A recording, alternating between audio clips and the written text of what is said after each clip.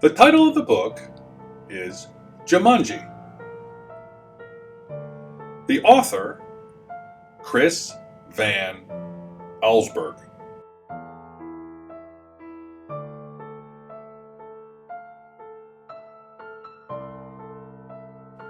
Now remember, Mother said, your father and I are bringing some guests by after the opera, so please keep the house neat. Quite so, added Father, tucking his scarf inside his coat. Mother peered into the hall mirror and carefully pinned her hat in place, then knelt and kissed both children goodbye. When the front door closed, Judy and Peter giggled with delight. They took all their toys out of the toy chest and made a terrible mess. But their laughter slowly turned into silence till finally Peter slouched into a chair. You know what? He said. I'm really bored. Me too, sighed Judy. Why don't we go outside and play?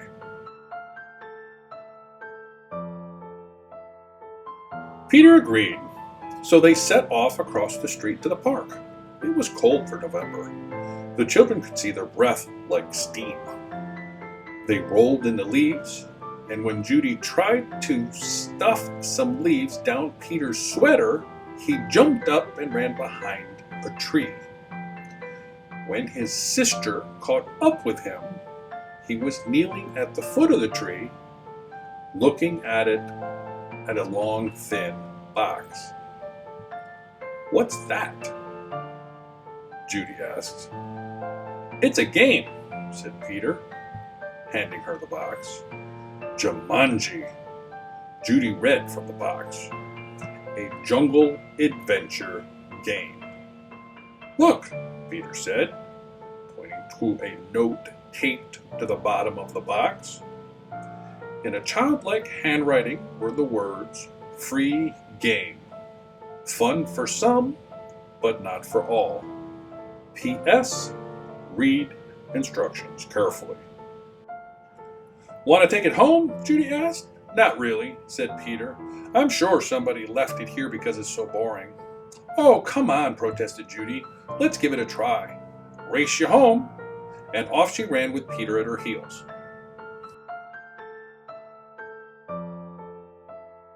At home, the children spread the game out on a card table.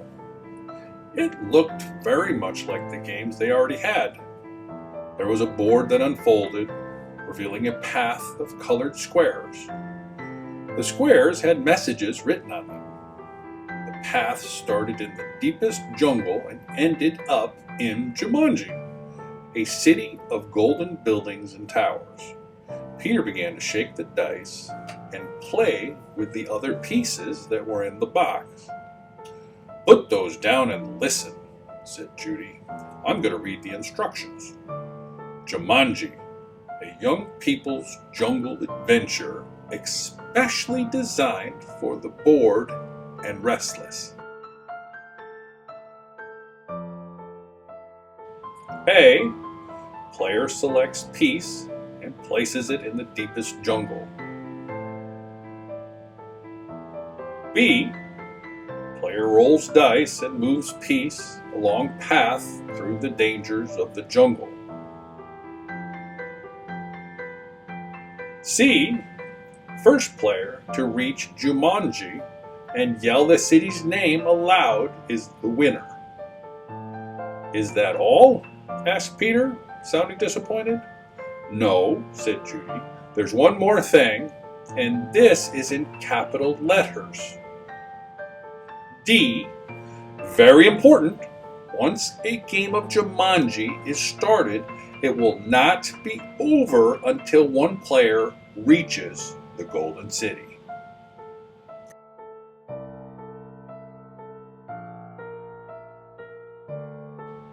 Oh, big deal, said Peter, who gave a bored yawn. Here, said Judy, handing her brother the dice. "You go first." Peter casually dropped the dice from his hand. "7, Judy said. Peter moved his piece to the 7th square. "Lion attacks. Move back 2 spaces, read Judy. "Gosh, how exciting," said Peter in a very unexcited voice. As he reached for his piece, he looked up at his sister. She had a look of absolute horror on her face. "Peter," she whispered, "turn around, very, very slowly." The boy turned in his chair. He couldn't believe his eyes. Lying on the piano was a lion, staring at Peter and licking his lips.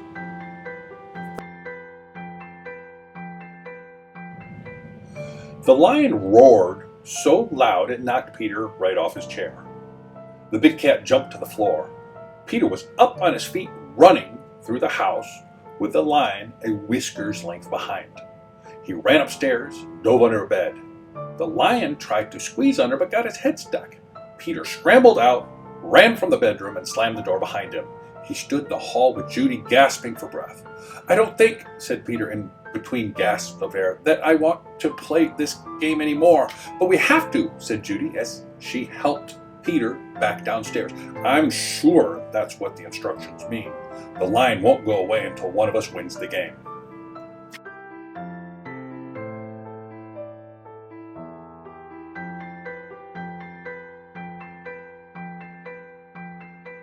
Peter stood next to the card table. "Can't we just call the zoo and have him taken away?" From upstairs came sounds of growling and clawing at the bedroom door. "Or maybe we could wait until Father comes home." "No one would come from the zoo because they wouldn't believe us," said Judy. "And you know how upset Mother would be if there was a lion in the bedroom. We started this game and now we have to finish it." Peter looked down at the game board. What if Judy rolled a 7? Then there'd be 2 lions. For an instant, Peter thought he was going to cry. Then he sat firmly in his chair and said, "Let's play." Judy picked up the dice, rolled an 8, and moved her piece. "Monkeys steal food, miss 1 turn," she read. From the kitchen came the sounds of banging pots and falling jars. The children ran in to see a dozen monkeys tearing the room apart.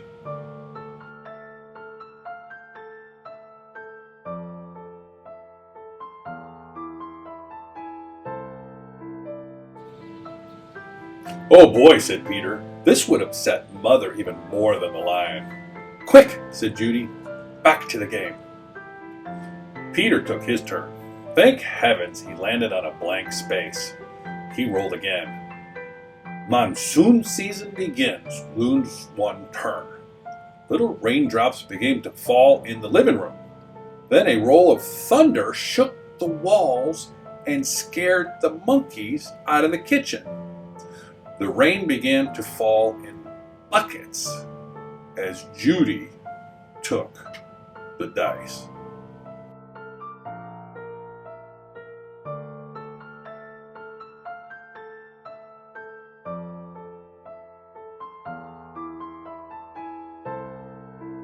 Guide gets lost. Lose 1 turn. The rain suddenly stopped. The children turned to see a man hunched over a map. "Oh dear," I say. "Spot of bad luck now," he mumbled. "Perhaps a left turn here, then... No. A right turn here. Yeah, oh, yes, absolutely, I think a right turn, or maybe..." "Excuse me," said Judy, but the guide just ignored her. "Around here, then over, no, over here and around this, yeah, good, yes, but then, Judy shrugged her shoulders and handed the dice to Peter.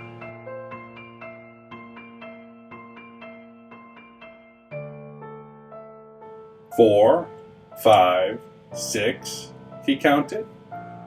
"Bitten by tsetse fly, contract sleeping sickness, lose 1 turn."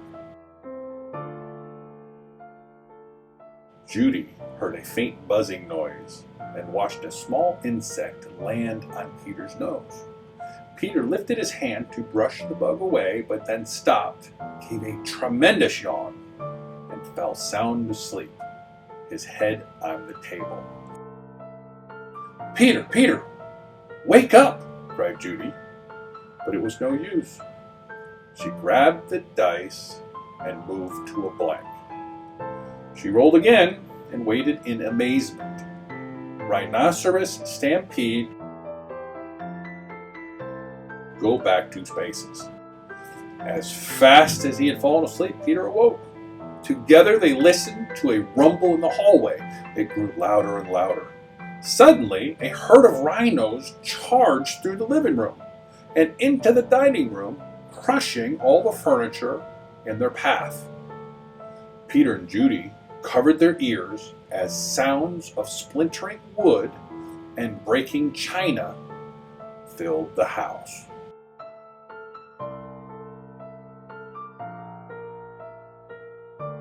Peter gave the dice a quick tumble. Python sneaks into camp. Go back 1 space. Judy shrieked and jumped up from her chair. "Over the fireplace," said Peter. Judy sat down again, nervously eyeing the 8-foot snake that was wrapping itself around the mantel clock. The guide looked up from his map, took one look at the snake, and moved to a far corner of the room, joining the monkeys on the couch.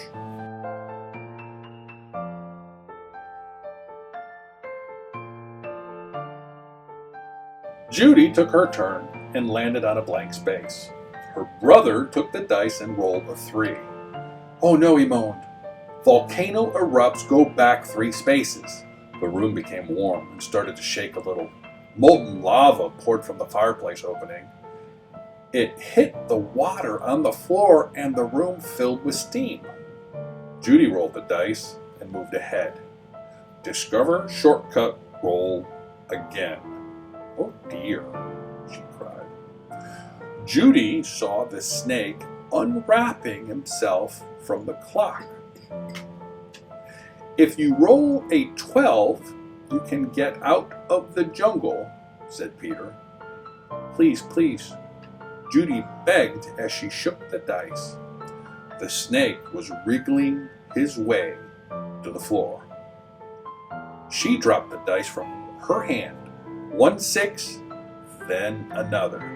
Judy grabbed her piece and slammed it to the board. "Jumanji!" she yelled as loud as she could.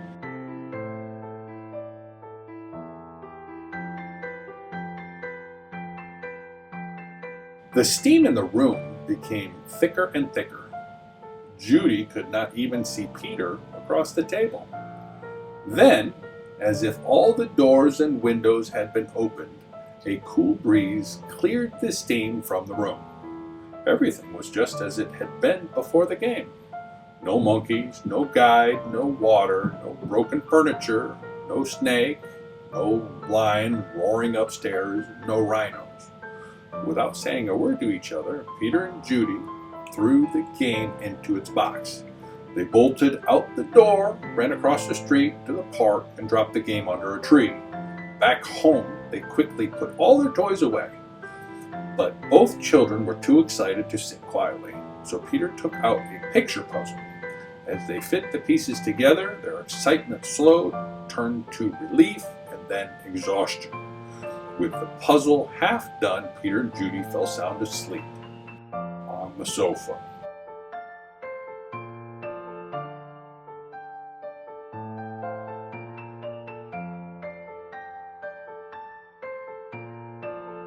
"Wake up, dears," Mother's voice called.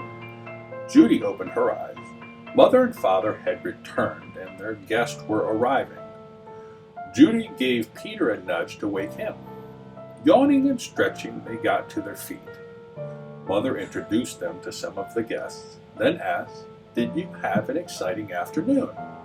"Oh yes," said Peter. "We had a flood, a stampede, a volcano. I got sleeping sickness," and Peter was interrupted by the adults' laughter. "Well," said Mother, "I think you both got sleeping sickness." Why don't you go upstairs and put your pajamas on? Then you can finish your puzzle and have some dinner.